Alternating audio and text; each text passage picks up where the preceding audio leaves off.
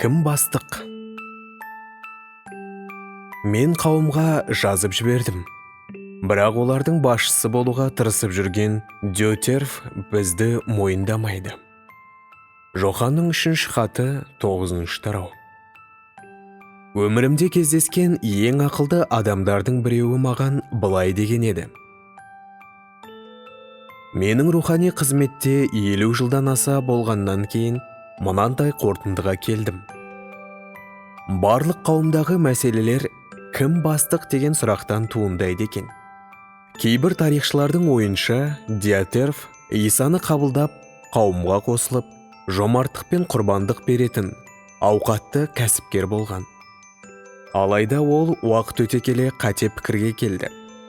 Кәсіпкерлік жағынан табысты әрі қалталы болғандықтан, ол өзін Құдайдың қызметінде басшысы болуға лайықтымын деп санай бастады.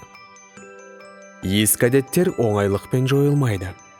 Ал Дютерфтің әдеттеріне қарасақ, солары тіпті еш өзгермеген, сол қалпында қалыпты. Тыңдаңыз. Мен қауымға жазып жібердім, бірақ олардың басшысы болуға тырысып жүрген Дютерф бізді мойындамайды. Сондықтан барған кезде, оны істегендерінің бәрін есіне саламын. 3-ші Жохан 9-ші аят. Бадди Робинсон деген былай дейтін: тәкаппарлық өте ерекше ауру. Себебі онымен ауырған адам өзі қиналмайды, бірақ айналасындағы барлық адамдарды азапқа салады. Освальд Чемберс былай деп жазған: тәкаппарлықпен ауырған пенде Құдайды пайдаланып, өзін жоғарылатып таққа отырғызуды көздейді.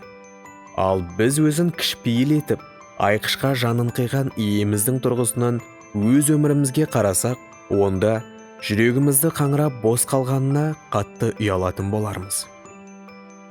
Исаның шәкірттері аспан патшалығындағы жоғарғы лауазымға таласа бастаған кезде, иеміз оларға дау жанжалын мына сөздермен тоқтатты: қайсыларың жол үлкен? Дастарханда отырғандарың ба, әлде оған қызмет етушінің бе? Әрине дастарханда отырғандарың. Ал мен араларыңда қызмет етуші іспеттімін. Луқа жазған ізік хабар 22-ші тарау 27-ші аят.